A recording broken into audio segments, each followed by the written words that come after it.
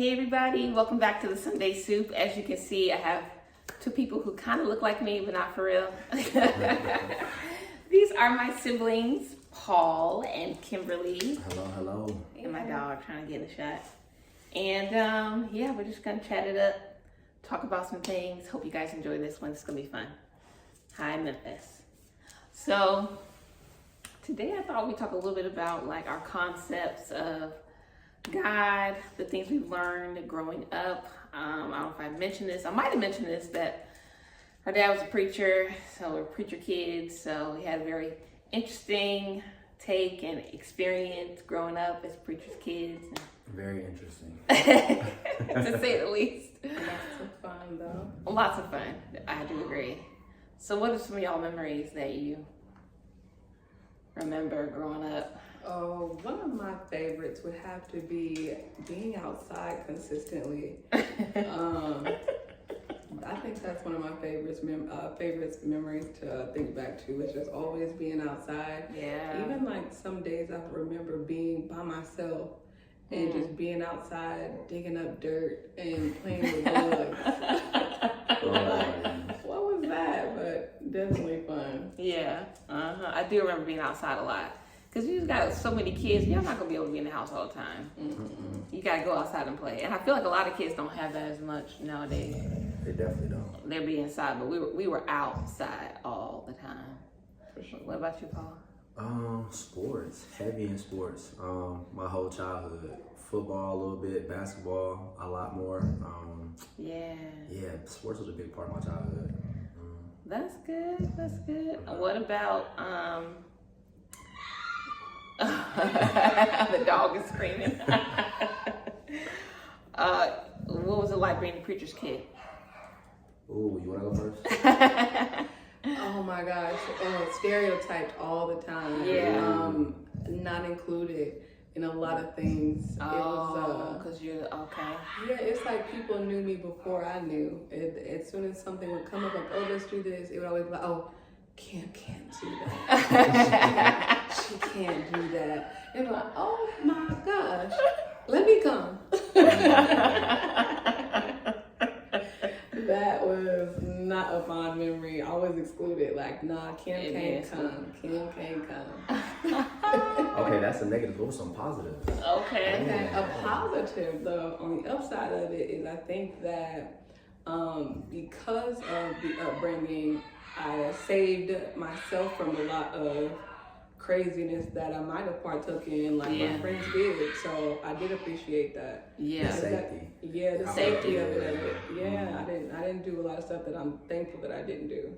I do feel like we had like a sheltering, but in a good way too. Like, Very good. because our parents were like, no, we're not gonna be doing that. Like I remember I was invited to a spend the night party, and mom let me go, and it made me come home at midnight. Because it's like we were the kids of two preachers, not just one. Not just like, one. Were they too much? Yes, but I would rather have someone that's too much than too little, because then I can just filter in. You know what I'm saying? Like, so. Yeah, you definitely, when you get older, you appreciate it more. Mm-hmm. I'm like, especially with the lessons that you pass on to your kids or your nieces and nephews. I talk to Aubrey all the time about, you don't know what I've been through. I'm like, I had it way worse, and you'll learn to appreciate it one day. And I think the more I tell her and just share stories, I think she gets it. But then I have to also come down to reality of you're a child, you're going to experience things. But remember, I did tell you so. Right. How has our upbringing now influenced the way you think about God now or life? Either way, either one. Okay. Grew up with God a whole lot. So as an adult, I will say, because we were so much told what God is, not so much finding Him for ourselves, God is a big question mark for me right now. A big mystery. A lot of questions. Let's come to baby 1 second. Yeah. Well.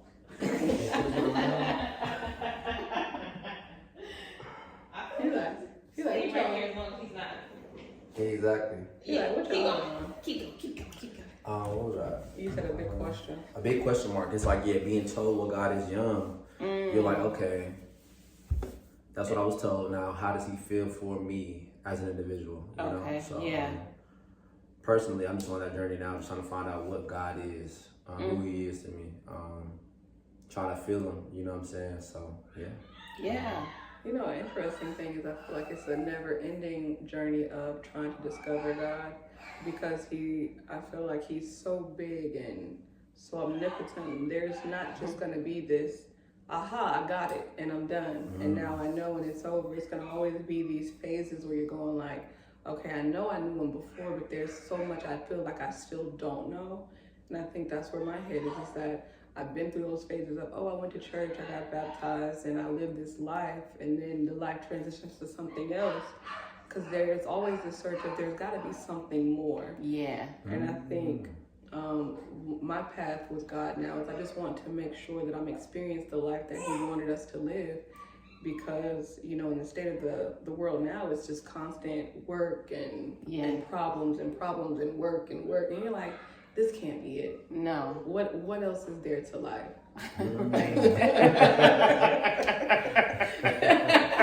It's the way you said it. I mean, seriously. Oh my Lord. Yes. How did y'all like having our big family, like our siblings? My mom had 11 kids, just to give you context. What number are you? 10. 10. What number are I'm you? 7. I'm 6. Yeah. Honestly, I love having a big family. Absolutely. Again, I'd rather have too much than too little.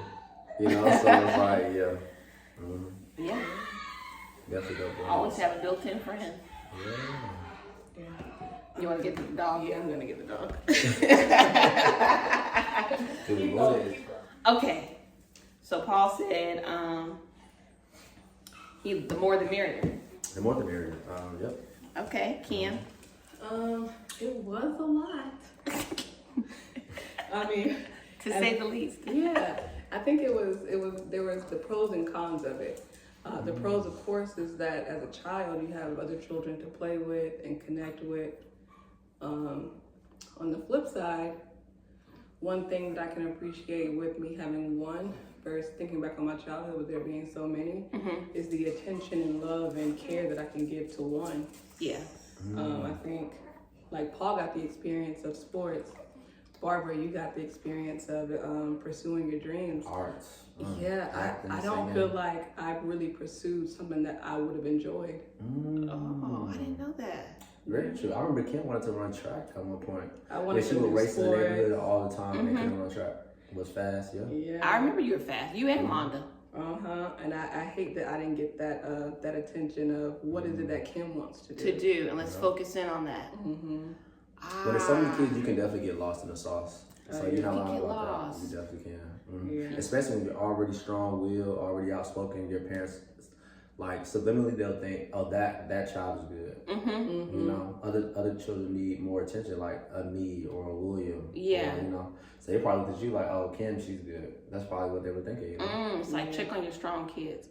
No, Please. seriously. Well, Please. seriously. Seriously though. Yeah. And so I think that would be the flip side of it, is that I don't think, you know, as you get older, you're trying to heal the inner child. And so I give myself that attention now. Yes. Of what do you want to do, Kim? Do that. Yes. I love that. But yeah, so there's pros and cons of it. I do think there's pros and cons. I agree with the whole attention thing. He's laughing. Yeah, because it's just not enough hours in a day. No. You know what I mean? No, because with one, I don't think I can fully Focus get to on her. everything that Aubrey wants. Oh no. Right. Oh, no. So just imagine if there was 10 more Aubreys. You'd be like, look, all of y'all sit down. But mommy, I wanna. I do admire mom and dad for making a lot of things work. I feel like they really made a lot of things work where somebody else might have given up. Man, what? Like even my dad working the way that he worked, that had to be love. Because so many men be running out on just 3 kids. You know what I mean? Try one. One child. It's like you was really struggling with that one child. And it's like my dad had 11 children taking shifts through the night. you know, driving to the point of not being well. Yeah, I mean, think about how many jobs he worked. This dude was a lumberjack at one point. Yeah. Truck driver, all driver. type of things. Like, Then he was preaching, and then so it's like, wow, for them to be doing all of that, you could tell they really wanted to make it work for all of us. And they did the best of their ability, because like I shared with y'all earlier, I had those memories of Dad putting us to bed and singing "No More Monkeys Jumping on the bed. I think I do remember that, yeah. And I'm like, who has time for that? Who has time for that? But I had those memories, and so they made the best of What they had. Absolutely. Dad used to make pancakes in the morning.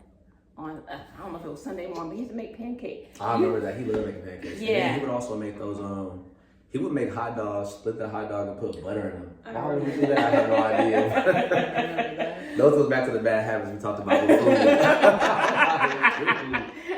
Because I mean, they had so many kids, they just had to do what they had to do. Yeah. So it was like nutrition, nutrition, nothing. We had our good spells, you guys, because I remember in Marietta, in that home, there used to be pears in the windowsill. Y'all remember that? And I would grab a pear and just be eating pears. But that I remember doing that in Marietta though. And you were small. I was say wouldn't remember that. Oh no, yeah, you were. No. I'm trying to see if I remember it. There would be pears in the window. Pears in the window. Yeah. Wow. I just remember grabbing pears. I love that. They did say they tried. They were trying. Oh man. Okay, I'm trying to see. I think that might have been it. And I'm gonna have a musical selection. Bye. Oh. No, When we did the family, okay, so my grandmother did family reunions.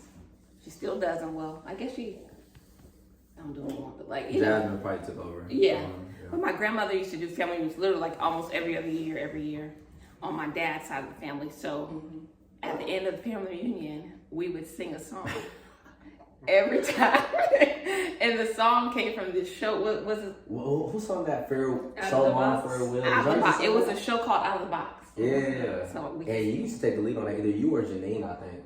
Somebody. Yeah. Papa would always do it. Yeah. So maybe we could do that one. Yeah. If you remember it. I don't.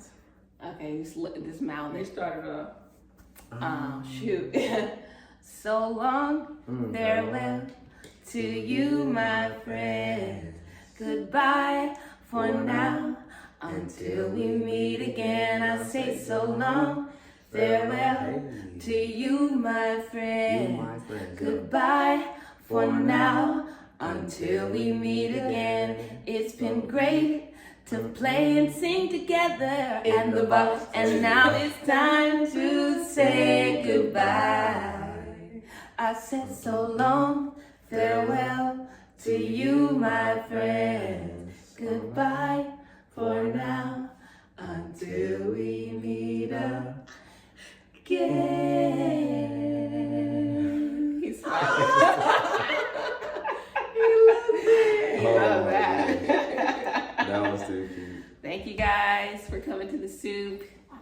Yay, we did it.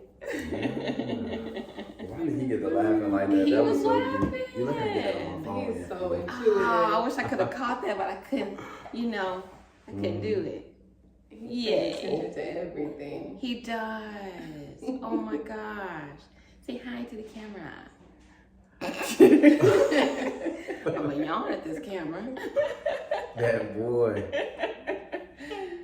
You're the baby of the family. All the family. Huh? Say, I'm the baby mama.